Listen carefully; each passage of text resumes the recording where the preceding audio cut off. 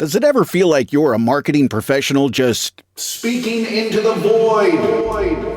But with LinkedIn ads, you can know you're reaching the right decision makers, a network of 130 million of them, in fact. You can even target buyers by job title, industry, company, seniority, skills, and did I say job title? See how you can avoid the void and reach the right buyers with LinkedIn ads. Spend $250 on your first campaign and get a free $250 credit for the next one. Get started at linkedin.com/campaign. Terms and conditions apply. When did making plans get this complicated? It's time to streamline with WhatsApp, the secure messaging app that brings the whole group together. Use polls to settle dinner plans. Send event invites and pin messages so no one forgets Mom's 60th. And never miss a meme or milestone. All protected with end-to-end encryption. It's time for WhatsApp. Message privately with everyone. Learn more at whatsapp.com. Broadcasting intimate details and useless information from an undisclosed location in New York City. The Last Show with David Cooper. In ancient times, hundreds of years before the dawn of history, lived a strange race of people. The Druids. Nobody knows who they were or what they were doing, but their legacy remains in the living rock of Stonehenge. We're here to discuss Stonehenge with Noah Cappe. It's Noah versus the unknown. This is a topic I've been waiting to do with you for months. We've been crescendoing towards the big one. I know. The big unknown. Noah, welcome. Always a pleasure. Good to be back. And yeah, it's hard to believe that we've tackled as many unknown topics as we have, but yet Stonehenge has managed to evade us. It has. So it's a bunch of rocks. Ancient people build it. End of story. No mystery. No wonder. Who cares? Let's move on to the next topic. The end. Cut to commercial. Look, this one, we had a moment to chat a little bit earlier, and I was saying this isn't one where we're going to be getting into spaceships, tractor beams. I mean, I think last time I was here, a couple times ago, we were talking about top 5 alien abductions. I mean, people getting sucked out of New York apartment windows. This is a very different topic, but I think the unknown component is the structure itself. What is it? What was it? And how did they make it? And we're going to dive in. Well, I think that's where the real mystery is. How did they get those rocks there? Because they weren't just like unearthed from the ground next to the site. They were brought many, many, many kilometers, miles. And then how did they get them upright? I think that for me, that's the biggest unknown. There's 2 types of stones that are used predominantly at Stonehenge. And one of the types of stones that they just found out actually came from a quarry, even farther away than they originally thought.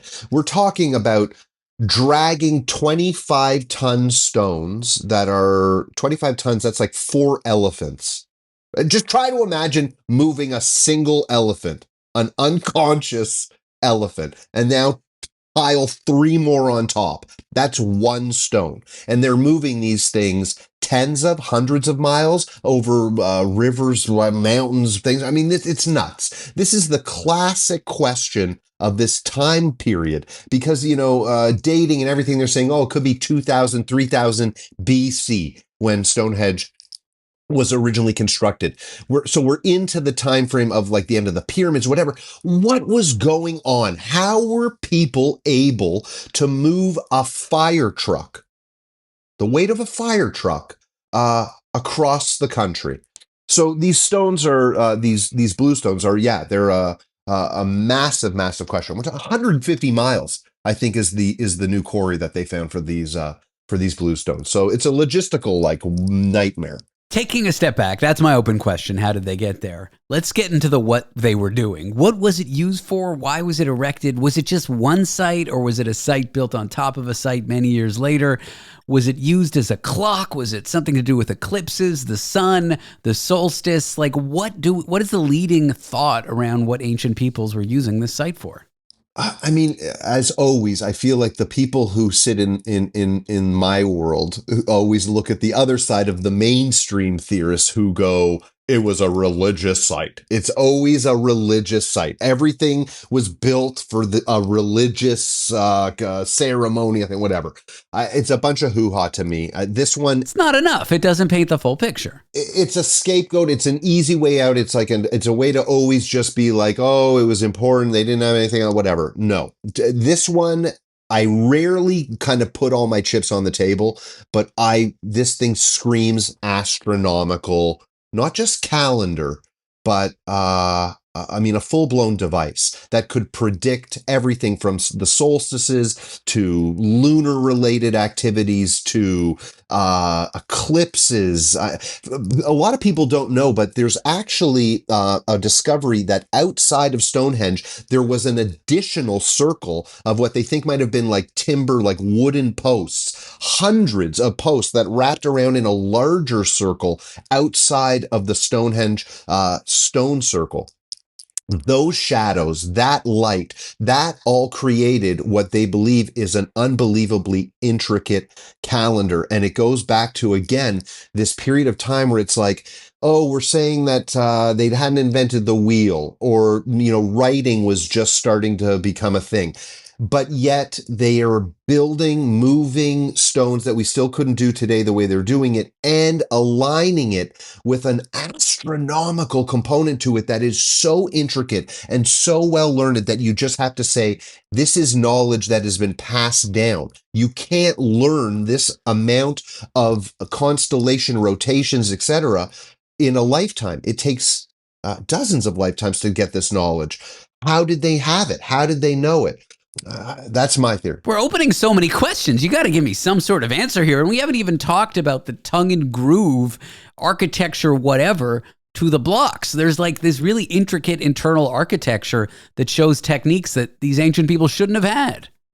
This is always the case, though. I mean, the digging style, all of it, it never adds up. It's these structures are still standing because they are built to withstand earthquakes. They are built to withstand the elements. They're not just stones that have been piled on top of each other like children's building blocks. These are, tongue and groove cuts. These are puzzle pieces that are intricately carved and laid into and on top of each other. To me, this thing, unusual magnetic readings that they get from the stones, which is another classic use of stones based on the way that they could retain electrical charge and things like that. So you can get into, was it a portal? Did it open up? Was there an energy space here? All right, now we're getting out there. I like it. Listen, man, there's a lot of bodies that have been found buried all over this site that are riddled with deformities and all of these types of I love that you had me up until now, and then you just try to throw portal in there. Like it's just the same as everything we've been talking about. There's a lot of odd medicinal medical theories that this place had some type of energy to it. It's built on another ley line, which is, again, take a look at the map of the planet and ley lines and energy lines. Why do all of these massive structures always somehow get built right on energy pinpoints on our planet? What are you talking about? Energy pinpoints? Like I'm not following. The planet breathes, moves, operates like any living organism. There is No. Yeah, for sure. I mean, okay, you just say yeah, I say no. Well, I mean, look, I'm sure you've got a different guest who's going to talk about the fact that they've connected what they've discovered. It's almost like breathing, like a heartbeat. I'm not saying that the planet is alive in that sense. What are you talking about? You're losing me. You've got to hold on, brother. We're in the unknown. I'm trying to, but you're talking about a planet breathing? There's no good reason to believe that. I'm talking about a planet that operates off of energy, vibration, all of that. So you've got a lot of energy moving through the ground. There's a reason that people take their shoes off and stand on the earth. And if you if you read the energy in their body, you see an increase. There is a flow. There is a connection there. What do you mean? Can you define energy a little bit better here? Because you're just being very vague. Do you mean like electrical potential energy? What do you mean? On a much smaller scale, of course, there's an energy being emitted from everything. The force that everything is operating and moving at creates energy. Ley lines are these rippled lines, this almost grid of energy that is wraps around the planet. The pyramids, Angkor Wat, which is another site we have to talk about on an upcoming segment. These all are on ley lines. Okay, you've completely lost me. I have no idea what you're talking about, and I don't have any good reason to believe anything you're saying, and that's exactly why we are going to continue our conversation here about Stonehenge. I am here with Noah Cappe. It is Noah versus the unknown. And Noah, to your credit, just because I don't agree with you doesn't mean what you're saying isn't true. Hopefully after the break, you'll convince me that there's this connective energy, and maybe you'll define ley lines a little better, and I'm very lost. We're going to get back to Stonehenge. We're going to rein this in. I'm excited. Noah Cappe is here. Walk to the light. Walk to the light. All right. I see the light, and it's coming up in a few minutes' time. Want to be part of the last show with David Cooper? Call us and join the conversation. 1-888-505-6644. At Sierra, discover top workout gear at incredible prices, which might lead to another discovery. Your headphones haven't been connected this whole time. Awkward. Discover top brands at unexpectedly low prices. Sierra, let's get moving. Keep listening to The Last Show with David Cooper, because the alien invasion can wait.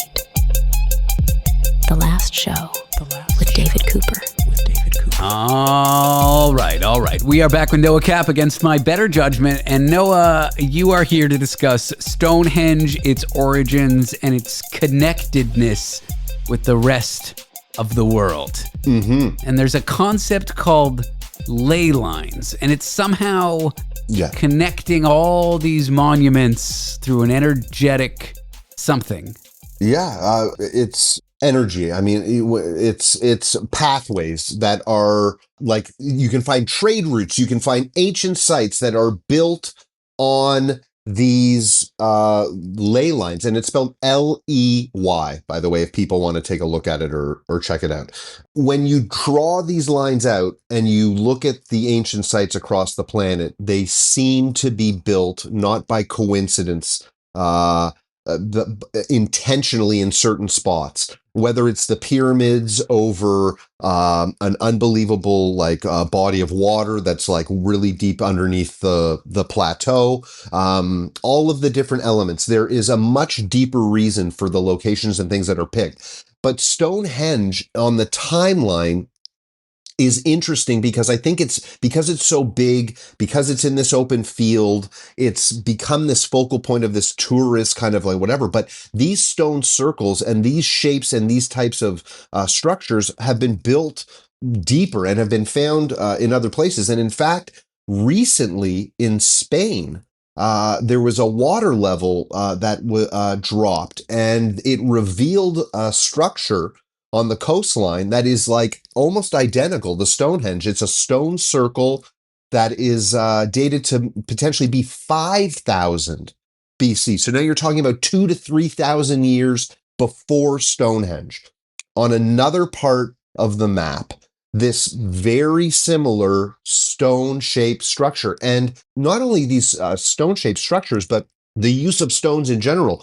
The Karnak stones are these really weird, wild, upright stones for miles that run along in straight lines. They break into 2 or 3 lines. Like, what are they? What in the world were those put there for? Who took the time to carve, place, move, do this? It's massive. I'm with you that it's amazing. I'm with you that we might not know exactly how it happened, but I'm not with you that there's this connective energy that exists between sites. I don't know how you go from a kind of amazing, unexplainable relic, an amazing, unexplainable architectural site. I just stop there. It's unexplained. Let's test some theories. But how do you go to connective energies and all this kind of stuff you were saying before the break? That's where you lose me. Right. I guess for me, I have to look at when I look at the pyramids and I look at Stonehenge and I look at structures like this, I'm stuck in the middle because I don't think that there's a spaceship with a tractor beam moving blocks around, but I also don't think that it's 1,000 people with hemp pulling a stone with wet sand and trying whatever. There's something happening in the middle. And to me, when you have the amount of cultures, the amount of hieroglyphs, the amount of carvings, the amount of writings that talk about energy, vibration, sound, I think that we as a people have lost an understanding of part of the way the world works. I think that vibration, sound, all of those things play a much bigger role in the fabric of space, of people, of earth, of all of it. I think that those are the key pieces. And if you go to the Teslas and all of these people, they'll often say, listen, look at sound, look at vibration, these types of things. So I think that energy and all of that was a big role and a big part of these cultures and the way that they were doing things that we just don't understand today. I kind of see what you're saying about losing an understanding of how certain things work. Maybe that understanding existed between the peoples who built Stonehenge and then the peoples who built this Spanish Stonehenge. Maybe there were some construction methods that we've lost that would amaze us by today's standards, thinking that ancient people didn't have them when they did. But that's about as far as I can go. I can't go to energies and vibrations. To me, that just seems like a kind of a religious belief, and it's cool, and we should study it and respect it. But I don't think that gets us to like levitating rocks or portals or connected sites with energy lines. I think it leans more science than religion. I think that you can look at videos online already of people, making ping pong balls and things hover just using sound, just using frequency. The classic, I forget the term for it, but when they put sand on a board and then they play a sound underneath it, like a sound wave, and it is a geometrical to like a decimal point shape. And you see those shapes in Indian cultures, in their calendars, in their maps, these things that tie in. I think there was an understanding of something lost. Look, they just found a skeleton. They found a human skull that now pushes back our understanding of traditional Homo sapiens 500,000 years. We're sitting in a place where we're like, we think it's about 300,000. This pushes it back more than what we thought the whole time frame was. There is so much time on this planet that there could have been and were people who evolved, who achieved things, and over catastrophes, over extinction events, over whatever it is, have been lost to time. And I think that these relics are evidence of a society of civilizations that had knowledge that unfortunately has been lost. And we are a culture with amnesia. We just don't understand what our true past is. I feel like I'm with you on some of what you're saying, more so than before the break, for sure. David, I will take that as a huge win, my friend. I will go to bed tonight, I will pop an indoor streamer, and I will have a bottle of bubbly. That's a win. Now, just because there could have been ancient civilizations that were lost due to time, extinction events, whatever, doesn't mean there's a good reason to believe it until the evidence is like so compelling. You know, this is something I always fall back to. Extraordinary claims require extraordinary evidence.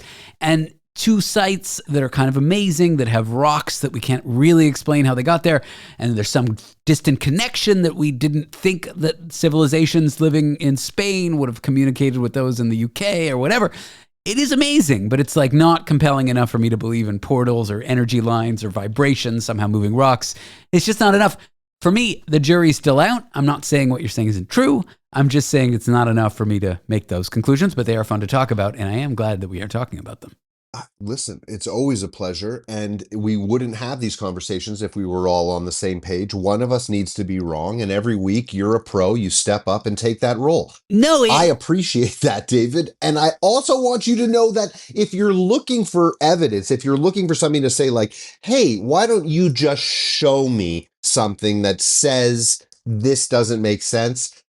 I know it's not today's topic, but my goodness, man, just go to the pyramids of Giza. What are we talking about? Are we really gonna sit here and say that a bunch of people who hadn't invented the wheel built those? Yeah. It's probably the best and most compelling argument. I know. And the wild part is there's no counter evidence needed from the mainstream side, because it always feels like it's like, well, we're on the side of like, you have to prove to us. You make the claim, you gotta prove it. A structure exists, civilization was there. We don't necessarily know exactly the tools they used, but we know we were there, and we know that people use tools, and we know that some of the methods may have been lost due to time, and that's enough to say the default position is it was built by the people there. If you're gonna say that some portal and energy created it, the burden of proof is on you. But what if the tool doesn't do the job? What if the tool that they were using at that time doesn't cut that type of stone? Then you got more archaeological homework to do before you can make any claim. Boom. Noah Cappe, what a pleasure. 1 week, we're going to come to an agreement, and there's going to be a ball of light that explodes out of us, and the whole world finds harmony. I think we both agree that a lot of these things are unexplainable. It's just when we start to get into potential explanations, that's when we start arguing. And honestly, I love having you here. No, I got to let you go. Thanks for being here. I'm so fired up. I want to keep arguing with you. Another time.